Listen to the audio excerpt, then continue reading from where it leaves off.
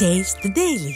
சென்னை அடுத்த பாடியில் மாநகராட்சி நகர்ப்புற சமுதாய நல மருத்துவமனையில் நீண்ட நேரமாக மின்சாரம் இல்லாததால் கர்ப்பிணி பெண்கள் கடும் அவதியடைந்து வருகின்றனர். கூடுதல் விவரங்களை நமது செய்தியாளர் லிங்கேஷ் வழங்க கேட்கலாம். வணக்கம் லிங்கேஷ், விவரங்கள் என பதிவு செய்யுங்க. வணக்கம் அருண். சென்னை பாடி பகுதியில் இயங்கி வரும் நகர்ப்புற சுகாதார மருத்துவமனையில் தொடர்ச்சியாக மின்வெட்டு பிரச்சனை நடந்து வருகிறது. இந்த மருத்துவமனையில் கருவுற்ற கர்ப்பிணி பெண்கள் மற்றும் பிறந்த குழந்தைகள் மின்சாரம் இல்லாமல் காற்று இல்லாமல் தவித்து வரும் அவல நிலை தொடர்ச்சியாக நடைபெற்று வருகிறது.